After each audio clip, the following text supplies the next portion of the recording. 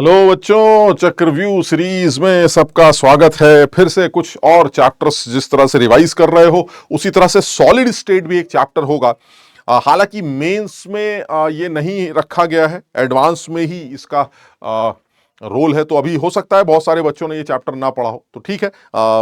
जब हम इसको कर लेंगे तब तब और भी चीजों को और भी अच्छी तरह से समझ सकते हैं। तो मैं कुछ सवाल, हालांकि सॉलिड स्टेट पर मैंने ये ऑब्जर्व किया है कि पिछले कुछ सालों से सवाल अच्छे नहीं पूछे गए, आसान सवाल ही आते हैं। और अगर पुराने सवालों की बात करें तो कुछ एक आध जगहों पर अच्छे सवाल भी पूछे गए। तो मैं कुछ सवाल, दो चार सवालों को डिस्कस करके देखता हूं। हालांकि शायद अभी क्योंकि बच्चों ने नहीं किया है तो उनको समझ में आना कोई आसान काम नहीं होगा, तो फिर भी एक वो जब हम पढ़ लेंगे तब इसको एक बार दोबारा भी समझा जा सकता है। तो सॉलिड स्टेट में जैसे अगर मैं एक दो सवालों की बात करूं तो इसमें एक सवाल ये पूछा गया था बहुत पहले, जेईई में अच्छा सवाल बनाया गया था कि सिर्फ इसलिए अच्छा है क्योंकि थोड़ा सा लैंग्वेज में बच्चे को उलझाया जा रहा है, थोड़ा सा समझ पाना मुश्किल हो रहा है। बात बड़ी आसान सी है कि अगर cubic close packed arrays oxygen atoms की बन रही तो एक चीज तो बहुत साफ समझ में आती है कि अगर ऑक्सीजन एटम्स की क्यूबिक क्लोज पैक्ड एरे बन रही है तो ऑक्सीजन एटम्स हमारे 4 होंगे, क्योंकि सीसीपी लैटिस का मतलब है हर कॉर्नर पर ऑक्सीजन एटम होगा और फेस के सेंटर पर भी ऑक्सीजन एटम होगा, तो effectively you have 4 oxygen atoms. तो इसमें तो कोई शक नहीं है कि हमारे पास जो ऑक्साइड आयंस होंगे, अगर मैं ऑक्साइड आयंस की बात करूं तो हमारे पास जो ऑक्साइड आयंस होंगे वो ऑक्साइड आयंस हमारे पास 4 होंगे। अब अगर ऑक्साइड आयंस 4 हैं तो इसका मतलब नेट नेगेटिव चार्ज कितना होगा? नेट नेगेटिव चार्ज हमारा मैग्नीट्यूड वाइज अगर बात करूं तो 8 होगा। Net negative charge magnitude wise हमारा -8 है, तो magnitude wise it will be 8। ठीक। अच्छा, अब दूसरे लोगों के बारे में क्या बोल रहा है? वो कह रहा है भाई एल्यूमिनियम +3 जो है वो हमारे एम फ्रैक्शंस ऑक्यूपाई करते हैं ऑक्टाहेड्रल वॉइड्स का। अब देखो, ऑब्वियसली अगर नहीं पढ़ा है तो याद तो नहीं कर पाएंगे, लेकिन फिर भी ऑक्टाहेड्रल वॉइड्स जो होते हैं किसी एफसीसी यूनिट के अंदर वो 4 होते हैं। जितने रैंक होती है, जितने इफेक्टिव नंबर ऑफ एटम्स होते हैं एक एफसीसी यूनिट में, उतने ही ऑक्टाहेड्रल वॉइड्स और उसके डबल टेट्राहेड्रल वॉइड्स होते हैं। तो इसका मतलब अगर मैं एल्युमिनियम आयंस की बात करूं तो एल्युमिनियम आयंस होंगे हमारे 4 का कितना फ्रैक्शन ऑक्यूपाई कर रहा है? एम। तो इसका मतलब एल्यूमिनियम आयंस कितने होंगे? 4m। और इसकी वजह से जो नेट चार्ज निकल के आना चाहिए, वो नेट चार्ज कितना निकल के आना चाहिए? सर देखिए, जहां तक एल्यूमिनियम का सवाल है, वो एक एल्यूमिनियम पर +3 का चार्ज है, तो अगर आपके पास 4m एल्यूमिनियम आयंस हैं तो दैट मींस आपका जो नेट चार्ज है वो 4m इंटू 3 होगा। तो अगर मैं नेट चार्ज की बात करूं तो क्या निकल के आएगा? That will be net charge, जो कि ऑब्वियसली पॉजिटिव चार्ज ही होगा। नेट चार्ज जो कि पॉजिटिव चार्ज है वो कितना होगा? Sir this positive charge will be 4m into 3, that is 12m। चलिए ठीक है सर। अब इसी तरह से अगर मैं एक बाइवेलेंट मैग्नीशियम आयन की बात करूं तो वो कह रहे हैं कि उसने टेट्राहेड्रल वॉइड का n फ्रैक्शन ऑक्यूपाई किया है। टेट्राहेड्रल वॉइड्स एफसीसी यूनिट में 8 होते हैं, अगर उसका n फ्रैक्शन ऑक्यूपाई करोगे तो इफेक्टिवली वो कितने हो जाएंगे? 8n। अगर नेट चार्ज की बात करते हैं तो नेट पॉजिटिव चार्ज कितना आ जाएगा? Sir net positive charge due to this magnesium ions वो कितना आ जाएगा? It will be 8n into, एक आदमी पर आजकल 2 का चार्ज है तो कुल मिला के ये 16n होगा। अब सर एक चीज तो क्लियर है, जितना लॉजिक दिया जा रहा है वो ये है कि कैटायनिक चार्ज और एनायनिक चार्ज आपस में बराबर होने चाहिए। तो अगर कैटायनिक एनायनिक चार्ज आपस में बराबर होने चाहिए मैग्नीट्यूड वाइज ऑब्वियसली, तो इसका मतलब ये हुआ कि हमारे पास जो 12m है प्लस जो 16n है, it must be equal to 8। Clear है? यानी एक चीज तो क्लियर है सर, हमारा जो 12m प्लस 16n है वो 8 के बराबर होना चाहिए। तो अगर ऐसा इक्वेशन तैयार हुआ है तो इस इक्वेशन के हिसाब से m और n की क्या वैल्यू बननी चाहिए? आप इसको इसको थोड़ा सिंप्लीफाई भी कर सकते हैं, थोड़ा सिंप्लीफाई कर लेते हैं, ज्यादा आसान लगता है। अगर मैं इसको सिंप्लीफाई करता हूं तो ये हमारा आ जाएगा 3m plus 2n is equal to 2। Sir ये हमारा सिंप्लीफाइड फॉर्म। तो अगर ये नहीं 3m प्लस, अगर मैं 3m plus 4n is equal to 2, sir ये सिंप्लीफाइड फॉर्म होगा। और देख के लगता है सर ये m और n की फ्रैक्शन अगर आप निकालना चाहते हैं तो ऐसा कुछ समझ भी सकते हैं कि अगर मैं मान लीजिए फर्स्ट ऑप्शन को लेता हूं तो फर्स्ट ऑप्शन साफ दिखाई देता है कि अगर m की वैल्यू हाफ रखते हैं तो ये 3/2 हो जाएगा, और अगर आप n की वैल्यू 1/8 रखते हैं तो ये 1/2 हो जाएगा, तो 3/2 1/2 मिलकर 2 आ जाएगा। इसके अलावा कोई भी ऑप्शन जो है यहां पर मैच नहीं कर पा रहा है। तो आप समझ रहे बात को, तो मुझे ऐसा लगता है कि बहुत आसानी से इसका ए ऑप्शन टिक किया जा सकता है। तो सवाल इसलिए अच्छा था क्योंकि थोड़ा सा हमें पहले से इस बात का आइडिया होना चाहिए कि एफसीसी के अंदर इफेक्टिवली कितने एटम्स हैं, एक एफसीसी यूनिट में कितने ऑक्टा टेट्राहेड्रल है, और थोड़ा सा कॉम्प्लेक्सिटी इसके अंदर आ रही है जिसमें यह बताया जा रहा है कि आपके पास इफेक्टिवली फ्रैक्शंस जो है वो जनरली इससे पहले जब सवाल आते थे तो वो लिखता था ऑल्टरनेट टेट्राहेड्रल वॉइड्स या फिर half of the tetrahedral voids. इस बार उसने फ्रैक्शंस को एम और एन के फॉर्म में दिया है। तो थोड़ा सा ये एक नई लैंग्वेज थी जब उन्होंने ये यूज किया था, लेकिन फिर भी सवाल इजी लगता था। एक और सवाल ले लेते हैं। Atom x occupy the FCC या lattice, again this is question of FCC unit. अगर आप एफसीसी यूनिट की बात कर रहे हैं तो एफसीसी यूनिट के अंदर आपने ये बोला है कि एक्स जो है वो एफसीसी यूनिट बनाता है, और साथ ही साथ एक्स हमारा ऑल्टरनेट टेट्राहेड्रल वॉइड्स में भी होता है। तो मुझे ऐसा लगता है कि ये एक डायमंड के स्ट्रक्चर की बात कर रहा है, बिकॉज डायमंड में कार्बन टेट्राहेड्रल वॉइड्स बनाता है, कार्बन एफसीसी अरे बनाता है, और जो टेट्राहेड्रल वॉइड्स बनते हैं उनकी ऑल्टरनेट पोजीशन पे जाके घुस जाता है।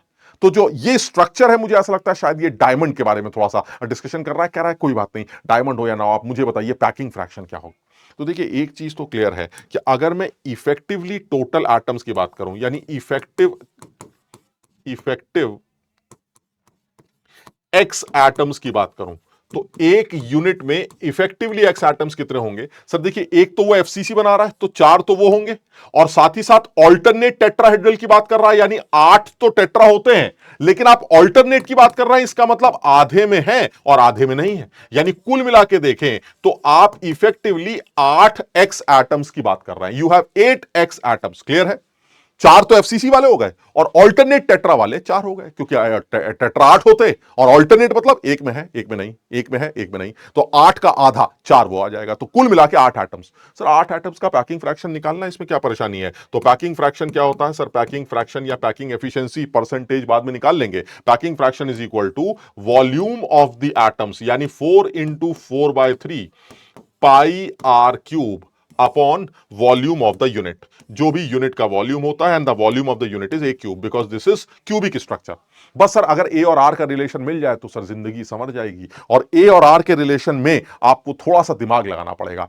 या तो फेस सेंटर एटम्स आपस में टच कर रहे हैं, कॉर्नर और फेस सेंटर, या फिर कॉर्नर और टेट्राहेड्रल वॉइड एक दूसरे को टच कर रहा है। तो अब ये हमें डिसाइड करना पड़ेगा कि कॉर्नर टेट्राहेड्रल वॉइड को टच कर रहा है या कॉर्नर फेस के सेंटर को टच कर रहा है। और ये तुम आसानी से निकाल सकते हो, कॉर्नर से लेके जो फेस का सेंटर है उसकी जो दूरी होगी, यानी अगर मैं थोड़ा सा एक डायग्राम से इस बात को समझने की कोशिश करूं, तो मान लीजिए मेरे पास ये एक क्यूब है, और इस क्यूब में कॉर्नर से फेस के सेंटर की दूरी की बात चल रही, यानी आप मान लीजिए ये क्यूब है आपके पास, और आप इस डायगोनल को ले रहे हैं जिसमें ये आपका एक टेट्राहेड्रल वॉइड जो कि डायगोनल पर पाया जाता है। एक ये कार्बन एटम, या ये एक एक्स एटम है, एक एक्स एटम यहां पर है और एक एक्स एटम यहां पर है। अब आप ये देखिए कौन किसको टच कर सकता है। तो जो पता है वो ये है कि टेट्राहेड्रल वॉइड की कॉर्नर से जो डिस्टेंस होती है वो ए रूट, यानी अगर मैं इसको ए और इसको बी और इसको सी ले लूं, तो ए से बी की जो दूरी है, the distance between a b, वो होती है ए रूट 3/4। ए रूट 3/4, यानी यहां से लेके कॉर्नर से टेट्राहेड्रल की दूरी बॉडी डायगोनल का 1/4 होती है। तो बॉडी डायगोनल ए रूट 3 होता है तो उसका 1/4 ए रूट 3/4 होगा। इसी तरह से अगर एसी की बात करें तो एसी की जो वैल्यू है वो फेस डायगोनल का हाफ होगी, और फेस डायगोनल होता है a root 2/2। Face diagonal is a root 2 and उसका आधा ए रूट 2/2। और इन दोनों को देख के लगता है कि इन दोनों में जो बड़ी वैल्यू आएगी, ऑब्वियसली अगर मैं ऊपर नीचे 2 से मल्टीप्लाई करूं तो ये 4 हो जाएगा, वो 2√2 हो जाएगा, और 2√2 की वैल्यू हर हालत में √3 से ज्यादा होगी। तो इसमें कोई डाउट नहीं है कि एसी की वैल्यू ए बी से बड़ी है, और इस सवाल में यही एक खूबसूरती थी।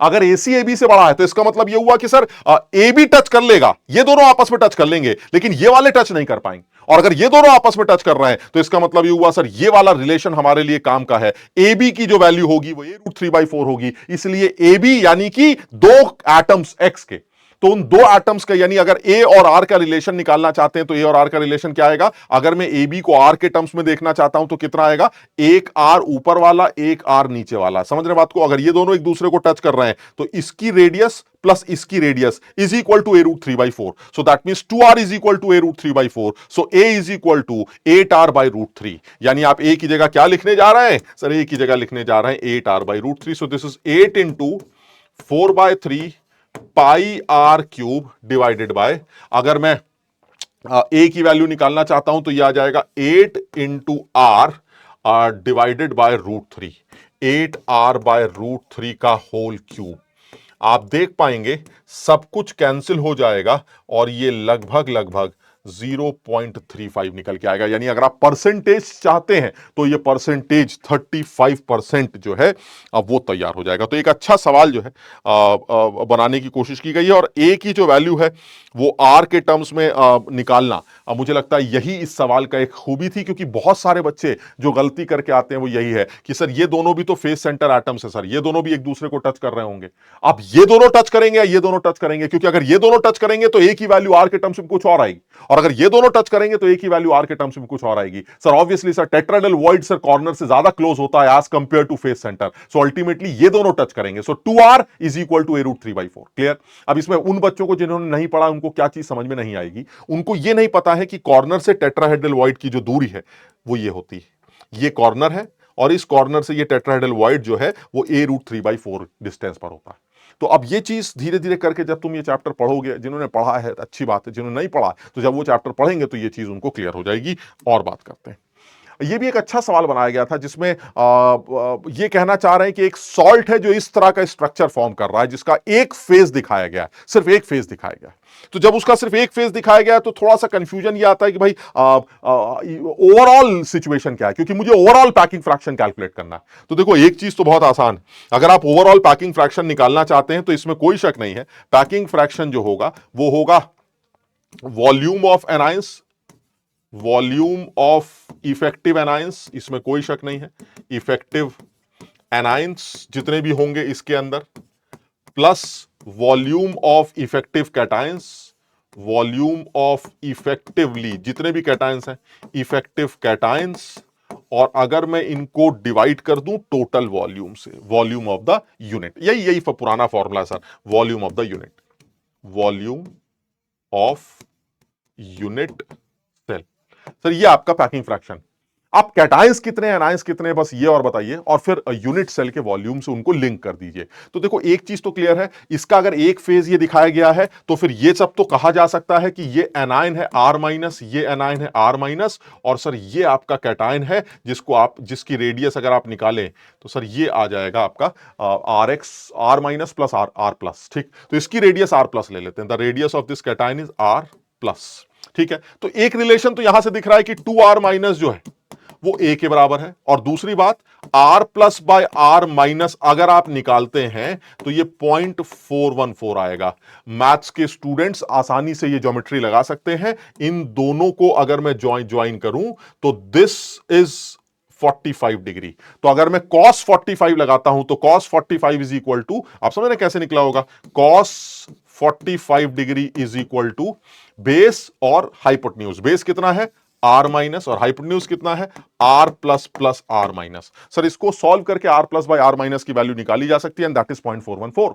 तो इसका मतलब ये हुआ अगर मैं वॉल्यूम निकालना चाहता हूं तो वॉल्यूम कैसे निकल के आएगा, जो भी वॉल्यूम निकल के आएगा एनायन का, एनायंस है कितने सर, देखिए देख के लगता है सर हर कॉर्नर पर एनायन, और कॉर्नर क्यूब के आजकल 8 होते हैं, तो अगर 8 कॉर्नर पर ये एनायन है और ये एनायन एक क्यूब को 1/8 कंट्रीब्यूट करता है, कॉर्नर का कंट्रीब्यूशन 1/8 होता है, तो इसका मतलब ये हुआ इफेक्टिवली तुम्हारे पास कितने एनायन है, एक। So the volume is 1 × 4/3 pi r anion का क्यूब, R- का क्यूब। ठीक है सर, प्लस कैटायन कितने होंगे सर, हर फेज के सेंटर पर एक कैटायन होगा, 6 फेजेस हैं सर, फेज का जो कंट्रीब्यूशन है वो हाफ होता है, आधा अंदर आधा बाहर, तो अगर 6 फेजेस हैं तो इफेक्टिवली 3 ही कैटायन माने जाएंगे, तो 3 × 4/3 पाई आर प्लस का क्यूब अपॉन नीचे क्या आ जाएगा, नीचे आ जाएगा ए क्यूब।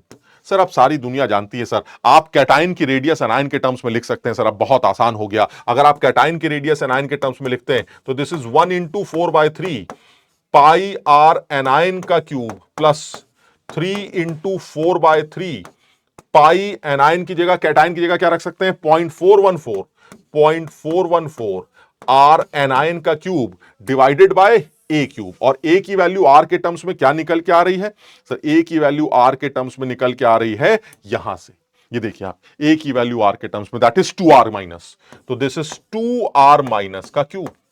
सर आप देख रहे हैं सारे आर माइनस कैंसिल हो जाएंगे, सारे आर माइनस कैंसिल होने के बाद एक नंबर निकल के आएगा जो बहुत आसानी से सॉल्व किया जा सकता है। थोड़ा सा कोशिश करके जब आप इसको सॉल्व करेंगे तो ये 0.63 के आसपास निकल के आएगा। अच्छा सवाल बनाया गया था क्योंकि इसमें कुछ बातें ऐसी हैं जो बच्चा सही नहीं, बच्चा जहां तक सीख सकता है या कर सकता है जो एक लेवल पर सॉलिड स्टेट पढ़ के गया है सर, वो ये सब सीख सकता है कि एनायन कितने कैटायन कितने, लेकिन वो यहां पर उलझ जाएगा कि भाई कैटायन का भी साइज नहीं दे रखा है, एनायन का भी साइज नहीं दे रखा है, ए भी नहीं दे रखा है, तो उसको कैटायन एनायन के साइजेस का रेशो का भी आइडिया होना चाहिए और साथ ही साथ एनायन का इस यूनिट की जो एज लेंथ है वो एनायन के साइज के रेस्पेक्ट में कैसे निकाली जाएगी, इस चीज का भी आइडिया होना चाहिए। तो एक अच्छा सवाल देखने को मिला।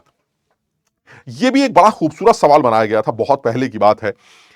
40 बाय 40 मिलीमीटर का एक फ्रेम है, मैं इसको अपनी लैंग्वेज में समझाता हूं तुम्हें। 40 बाय 40 मिलीमीटर का एक फ्रेम मतलब सपोज वायर है, लोहे का वायर, और उस लोहे के वायर से एक फ्रेम बनाया गया है 40 बाय 40 का। तो एक स्क्वायर 2 डायमेंशनल एक बाउंड्री खींच दी लोहे के तार से हमने 40 बाय 40। ठीक, वो ये कह रहा है कि इस बाउंड्री में 10 मिलीमीटर डायमीटर वाली अगर मैं मार्बल्स रखना चाहूं, जैसे कैरम की गोटियां होती हैं, कैरम के कॉइन्स होते हैं, तो वो कॉइन्स अगर रखना चाहूं तो कितने इफेक्टिवली कॉइन्स रख सकता हूं, मैक्सिमम कितने इफेक्टिव कॉइन्स रख सकता हूं। आप सिर्फ उन्हीं कॉइन्स को काउंट करेंगे जिनका सेंटर या तो फ्रेम पर है या फ्रेम के अंदर। अगर उनका सेंटर फ्रेम के बाहर है तो मैं उनको काउंट ही नहीं करूंगा, मैं उनको जानता ही नहीं, मुझे उनसे मतलब ही नहीं। तो मुझे इफेक्टिवली यह बताइए कि इस 40 बाई 40 में 10 मिलीमीटर डायमीटर के कितने मार्बल्स आप पुट कर सकते हैं। यह कहानी क्लियर है, 10 मिलीमीटर डायमीटर वाले कितने मार्बल्स जो है वो पुट किए जा सकते हैं। तो अब ये भी एक अच्छा क्वेश्चन बनाया गया है, आप सोच के ही बनाया गया है और अच्छी सोच के साथ बनाया गया है। देखिए मुझे ऐसा लगता है कि अगर मैं इसके अंदर सबसे पहले 40 बाई, बल्कि मैं तो इसको नेक्स्ट पेज पे ही करता हूं एक बार। अगर मैं इसको 40 बाई 40 का एक बाउंड बना लूं, मान लीजिए ये मेरा 40 बाई 40 का एक स्क्वायर, 40 बाई 40 का एक बाउंड बना लेते हैं, ये एक स्क्वायर बना लेते हैं। ठीक, अब इसमें वो ये कहना चाह रहा है कि भाई मैं इसके अंदर जो हूं वो 10-10 मिलीमीटर वाली बॉल रखूंगा। तो पहली बात तो क्या है, पहली बात तो ये है कि ये तो अलाउड ही नहीं है। मान लीजिए आपका ये बाउंड है, तो इस बाउंड में अगर आपसे कोई ये कहे कि भाई यहां पर एक बॉल रखी है, क्या ये काउंटेबल है? हाँ, ये काउंटेबल है। Why it is countable? Because its centre is on the ball, on the bound. क्या ये बॉल काउंटेबल है जो इसके अंदर होगी? ऐसे मान लीजिए कोई भी बॉल ले लेते ये, हाँ this is countable because this centre is inside the bound. लेकिन क्या ये बॉल काउंटेबल होगी अगर वो ऐसे रखी गई होती? नहीं सर, ये काउंट ही नहीं की जाएगी, मुझे इससे मतलब ही नहीं है। यानी आप सबसे पहले तो ये डिसाइड करिए कि कौन सी बॉल जो है वो काउंटेबल है, सबसे पहले तो ये डिसाइड करिए।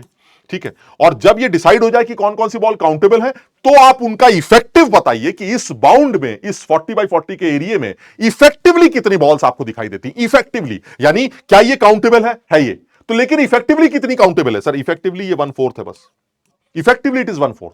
समझ रहे बात को? तो सबसे पहले तो वो बॉल्स डिसाइड की जाए जो हमारे मतलब की हैं, और फिर उनका इफेक्टिव निकालकर आपको टोटल मार्बल्स कैलकुलेट करके बताई जाए। तो ये बड़ा खूबसूरत सवाल बनाया गया था। अब इसमें जो एक अच्छी बात समझ में आती है वो यही है कि अगर मैं बॉल्स को रखना चाहूं तो आप जब इसके अंदर एक 40 बाई 40 का बाउंड बनाएंगे तो मुझे ऐसा लगता है कि एक तरीका यह है कि आपने एक बॉल यहां रखी, एक बॉल यहां रखी, एक बॉल यहां रखी, एक बॉल यहां रखी और एक बॉल यहां रखी, तो ये 40 सेंटीमीटर का, 40 मिलीमीटर का आपका एक एरिया तैयार हो जाएगा। ठीक, अच्छा, अब जनरली दूसरा जो एरिया है, दूसरी जो बॉल है, अगर मैं ज्यादा बॉल्स फिट करना चाहता हूं तो मुझे क्लोज पैकिंग बनानी पड़ेगी।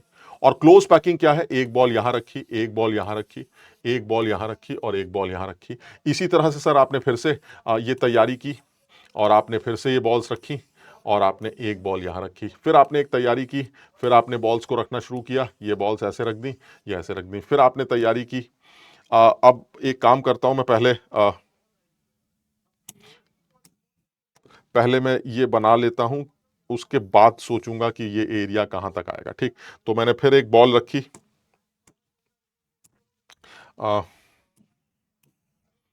अब इसके बाद फिर एक बॉल रखी, मान लीजिए वो ऐसे रख दिया, ये ऐसे आ गई, ये ऐसे आ गई, ये ऐसे आ गई और ये ऐसे आ गई। अब ये और बना लेते हैं, ये बॉल रखी, ठीक है। इस तरह करके ये सिचुएशन जो आगे चलती चली जा रही। अब मुझे ये डिसाइड करना है कि सर ये 40/40 है कहां। तो आप थोड़ा समझिएगा, यहां से लेके यहां तक तो 40 है सर, ये 5 5 10 और 10 10 10 30 40 हो गया। यहां क्या है 40 सर, आप यहां भी तो बताइए 40 कितनी। तो अब ये एक अच्छा सवाल बनाया गया था जो क्लोज पैक्ड यूनिट से रिलेटेड था। यहां से लेके यहां तक और यहां तक अगर मैं बहुत दिमाग लगाऊं तो मेरा दिमाग ये कहता है कि ये जो डिस्टेंस है ओ से लेकर ए, ये ओ से ए की जो डिस्टेंस है वो ओ से बी की डिस्टेंस का cos 30 है, नहीं पता नहीं cos 60, मतलब आप समझ, जैसे आप समझिएगा this angle is 60 degree, clear है। और यहां से लेके यहां तक की जो दूरी है वो तो 10 है, क्योंकि डायमीटर्स है, दो रेडियस है, दो रेडियस का सम कितना होगा, वो डायमीटर के बराबर होगा, दैट इज 10।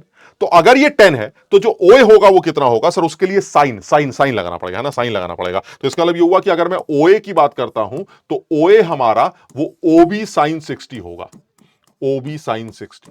और ओबी जो है वो 10 है, साइन 60 की वैल्यू हमें आती है, साइन 60 हो गया √3/2 एंड दिस इज 5√3, ये 5√3। और 5√3 को अगर मैं रफली रफली कैलकुलेट करूं तो ये 1.73 होगा, और ये 8.6 के आसपास मान लीजिए, कुछ 8.65 मान लेते हैं। यानी ये जो डिस्टेंस है कौन सी, ओए, ये 8.65। इसका अलावा अगर ये 8.65 है तो यहां से लेके यहां तक भी 8.65 होगा, फिर यहां से लेके यहां तक भी 8.65 होगा, फिर यहां से लेके यहां तक भी 8.65 होगा, फिर यहां से लेके यहां तक भी 8.65 होगा। आप बताइए कितने 8.65 तक चले गए आप। सर देखिए 8.65 ये है, 8.65 ये है, 8.65 ये है, 8.65 ये, कितने हो गए, कितने 8.65 हो गए सर, ये 8.65 इंटू 4 हो गया, 8.65 इंटू 4 कितना आ जाएगा, 5 4 20, 6 4 24, 2 26 और ये आया 2, ये आ गया सर 34.6। इसका मतलब ये हुआ कि यहां से यहां तक 8.65, यहां से यहां तक 8.65, फिर 8 यानी यहां तक अभी आप कहां तक पहुंचे हैं, आप 34.6 तक पहुंचे, 34.6 तक।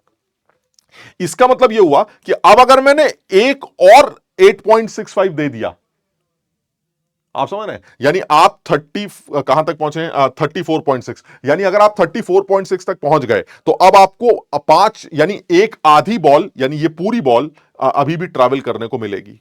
यानी कहने का मतलब ये हुआ यहां तक तो आप 34.6 पर पहुंचे, अब आपको 5 सेंटीमीटर मिलीमीटर और मिल जाएंगे, दैट मींस ये पूरी बॉल कवर हो जाएगी। और आपका जो वो लाइन खींचेगा, जरा समझना अपने आप, वो जो लाइन खींचेगा वो लाइन यहां से खींचेगा, थोड़ा सा अकल लगाना, ये ऐसे समझो बात को, ये कुछ ऐसे।